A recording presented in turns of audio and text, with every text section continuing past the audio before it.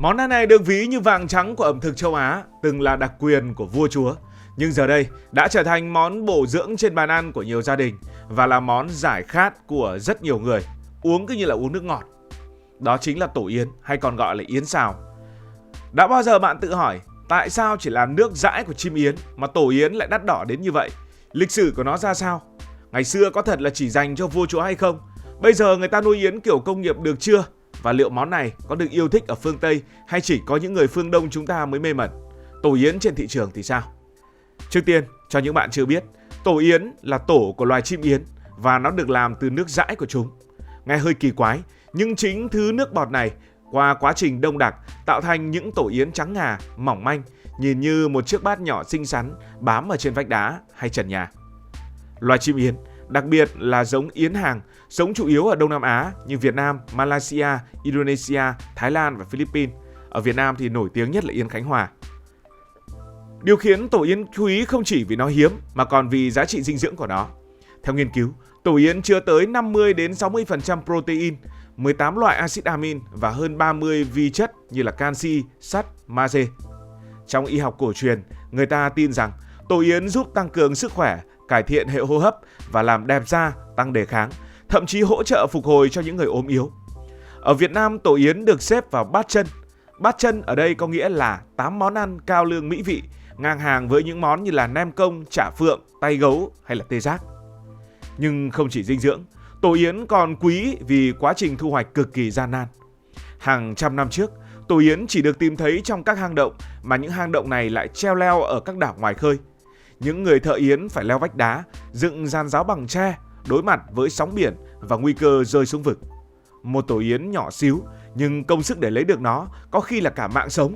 Chính vì thế tổ yến từ xưa đã mang danh là món ăn của giới thượng lưu.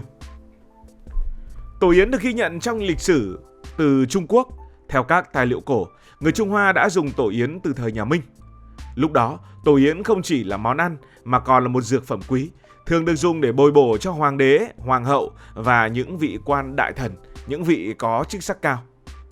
Một câu chuyện thú vị là vào thời nhà Thanh, vua Càn Long được cho là cực kỳ mê món súp yến. Ông ra lệnh cho các thương nhân ở Quảng Đông hãy nhập tổ yến từ Đông Nam Á, đặc biệt là từ Việt Nam và Indonesia.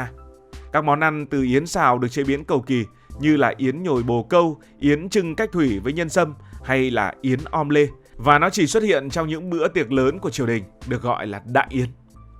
Ở Việt Nam, tổ yến cũng có lịch sử lâu đời, gắn liền với những vùng ven biển Nam Trung Bộ như là Khánh Hòa, Phú Yên, Quảng Nam và Bình Định. Theo các tài liệu lịch sử, từ thời các chúa Nguyễn ở Đàng Trong, tổ yến đã được xem là một sản vật quý, chỉ dùng để tiến vua hoặc là xuất sang Trung Quốc. Đến thời nhà Nguyễn, việc khai thác tổ yến được tổ chức rất chặt chẽ. Vua Gia Long đã ra lệnh thành lập các đội chuyên đi lấy tổ yến ở Quảng Nam do người dân tộc Hồ ở vùng Hội An phụ trách. Đến thời vua Minh Mạng, triều đình còn quy định rõ ràng về việc thu thuế tổ yến. Ví dụ, dưới triều của những vua đời sau như vua Đồng Khánh, mỗi năm Quảng Nam và Bình Định phải nộp khoảng 16.000 quan tiền từ việc khai thác yến. Đến năm 1920, triều đình yêu cầu nộp 10 kg tổ yến mỗi năm vào tháng 4 âm lịch. Cả một nước mà khai thác được có 10 kg mới thấy là nó gian nan và khó đến nhường nào. Những con số này cho thấy tổ yến không chỉ là món ăn mà còn là nguồn thu quan trọng của triều đình. Và đúng như các bạn nghĩ, tổ yến thời đó chủ yếu dành cho vua chúa và hoàng tộc. Tổ yến cũng được dùng làm quà biếu cho các sứ thần hoặc bán sang các nước láng giềng. Vì thế không chỉ ở Việt Nam mà ở Trung Quốc, Nhật Bản hay Triều Tiên, tổ yến luôn là biểu tượng của sự xa xỉ và quyền lực. Bây giờ, hãy đến với thời hiện đại. Nếu ngày xưa tổ yến chỉ có trong hang động và là đặc quyền của vua chúa, thì giờ đây, nhờ công nghệ và sự sáng tạo, con người đã đưa tổ yến từ thiên nhiên vào nhà yến nhân tạo. Đó là nghề nuôi yến. Nghề nuôi yến trong nhà bắt đầu xuất hiện ở Việt Nam từ quãng 20 năm trước, vào đầu những năm 2000.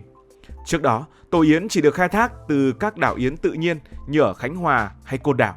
Nhưng mà việc thu hoạch này vừa nguy hiểm, vừa làm giảm số lượng chim yến, vì nhiều người lấy cả tổ khi mà chim còn đang ấp trứng. Để giải quyết vấn đề này, người ta nghĩ ra cách đó là xây dựng nhà yến. Đây là những công trình nhân tạo mô phỏng môi trường sống của chim yến. Nhà yến sẽ được xây dựng ở vùng biển.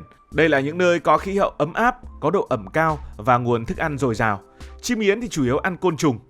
Các nhà yến được thiết kế với vách gỗ, với hệ thống phát âm thanh dẫn dụ và máy tạo độ ẩm để tạo điều kiện lý tưởng cho chim yến làm tổ. Nghe có vẻ đơn giản, Chỉ việc dựng nhà là sẽ có chim đến làm tổ. Nhưng nuôi yến không phải là việc xây nhà rồi ngồi chờ chim đến, không phải là chuyện há miệng chờ sung. Đây là một nghề đòi hỏi vốn lớn, kiên nhẫn và kiến thức kỹ thuật. Một nhà yến trung bình tốn khoảng 1 đến 2 tỷ đồng để xây dựng, chưa kể chi phí bảo trì, thiết bị âm thanh và tạo môi trường. Sau khi xây xong, lại mất 1 đến 3 năm để dẫn dụ được đàn yến về làm tổ. Nếu mà chọn sai vị trí, thiếu nguồn thức ăn hoặc môi trường không phù hợp, nhà yến sẽ ế, dẫn đến lỗ nặng. Nhưng nếu thành công, lợi nhuận từ nhà yến sẽ rất hấp dẫn. Hiện nay Việt Nam có khoảng 22.000 nhà yến, sản xuất khoảng 120 tấn tổ yến mỗi năm, trị giá gần 450 triệu đô. Nhờ công nghệ hiện đại, nghề nuôi yến đã biến tổ yến từ một sản vật quý hiếm trở thành một mặt hàng thương mại, xuất khẩu sang nhiều nước như là Trung Quốc, Mỹ, Úc và một số quốc gia có cộng đồng người châu Á phát triển. Nhưng tổ yến có phải chỉ người châu Á mê mẩn hay người phương Tây cũng thích? Ở các nước Đông Á như là Trung Quốc, Nhật Bản, Hàn Quốc, Việt Nam, tổ yến là biểu tượng của sự sang trọng và chăm sóc sức khỏe, là thứ món hàng mà chỉ vua chúa ngày xưa mới được dùng. Thị trường lớn nhất là Trung Quốc, nơi tổ yến được dùng trong các bữa tiệc cao cấp, làm quà biếu hoặc bồi bổ cho người già, phụ nữ mang thai và trẻ em. Người châu Á yêu tổ yến không chỉ vì dinh dưỡng mà còn vì niềm tin văn hóa. Trong Đông y, tổ yến được xem là âm thực, giúp cân bằng cơ thể và tăng cường sinh lực. Dù một số công dụng chưa được khoa học chứng minh đầy đủ, niềm tin này đã ăn sâu vào tâm thức của người dân. Vì ngày xưa vua chúa dùng cái gì, bây giờ mình được dùng cái đấy là quá quý. Còn ở phương Tây, tổ yến vẫn là một khái niệm rất mới mẻ. Ở những nước như là Mỹ, Úc hay Canada, tổ yến bắt đầu xuất hiện trong cộng đồng người châu Á, đặc biệt là các khu phố tàu. Tuy nhiên, những người dân bản địa biết đến rất ít hoặc là không quen với việc ăn nước dãi của con chim. Dù vậy, tổ yến đang dần được quảng bá ở phương Tây như một siêu thực phẩm. Những công ty tại Mỹ bắt đầu bán nước yến đóng chai hoặc là bột yến hòa tan nhắm đến những người quan tâm đến sức khỏe và làm đẹp. Tuy vậy, thị trường phương Tây vẫn rất nhỏ so với châu Á. Châu Á là hơn 90%, còn phương Tây chiếm chưa đến 10% tổng sản lượng yến toàn cầu. Hiện nay, tổ yến không còn là đặc quyền của vua chúa mà đã trở thành một món ăn quen thuộc với nhiều gia đình. Nhưng nó vẫn giữ được vị thế là một trong những món ăn đắt nhất trên thế giới. Giá tổ yến của Việt Nam dao động từ 1,5 đến 3 triệu đồng trên 100 gram yến thô, rồi từ 3,5 triệu cho đến 6 triệu 100 gram yến tinh chế. Các loại cao cấp như là hồng yến, tức là màu hồng cam, hay là huyết yến, màu đỏ còn đắt hơn, có thể lên đến 10 cho đến 20 triệu đồng trên 1 gram. Người ta đồn thổi rằng đó là do khi mà con chim yến nó nhỏ dãi ra thì có cả máu của nó ở trong đó. Ngành yến xào toàn cầu hiện có giá trị hơn 5 tỷ đô với sản lượng khoảng 2.800 tấn mỗi năm. Việt Nam là một trong những nước xuất khẩu lớn cùng với Indo và Malai. Ngoài tổ yến thô, các sản phẩm chế biến như là nước yến, sữa yến hay mặt nạ yến đang ngày càng phổ biến, đáp ứng nhu cầu đa dạng của người tiêu dùng. Tuy nhiên, người mua cũng cần cẩn thận vì thị trường có nhiều yến giả hoặc là yến kém chất lượng. Ngày nay, một sản phẩm đang nổi lên đó là nước yến công nghiệp, một sản phẩm phổ biến được nhiều người ưa chuộng bởi vì tiện lợi, bật nắp, bật lon là uống, dễ sử dụng và giá thành phải chăng so với tổ yến nguyên chất. Tuy nhiên, giá trị dinh dưỡng và chất lượng của nước yến công nghiệp thì cũng rất là hỏi chấm. Nước yến công nghiệp là sản phẩm được chế biến từ tổ yến, thường là yến tinh chế hoặc là yến vụn, kết hợp với nhiều nguyên liệu khác như là nước, đường phèn, nấm yến, mật ong hoặc là những chất bổ sung. Nước yến công nghiệp cũng có mang lại một số lợi ích cho sức khỏe, nhưng giá trị dinh dưỡng của nó thường thấp hơn đáng kể so với tổ yến nguyên chất hoặc là yến trưng thủ công. Do hàm lượng yến thấp và có thêm đường hoặc chất bảo quản, nước yến công nghiệp thường được xem là đồ uống giải khát bổ dưỡng hơn là một sản phẩm chăm sóc sức khỏe chuyên sâu. Nhiều sản phẩm nước yến có giá siêu rẻ, có khi chỉ trên chục nghìn một lọ, thường là hàng giả, hàng nhái hoặc chứa rất ít yến, sử dụng gelatin, đường hóa học và những hương liệu tổng hợp. Những sản phẩm này không chỉ thiếu dinh dưỡng mà còn có thể gây hại cho sức khỏe. Nếu bạn muốn tối ưu sức khỏe, hãy ưu tiên nước yến trưng thủ công hoặc tổ yến nguyên chất dù giá cao hơn và nếu bạn có thể đáp ứng được.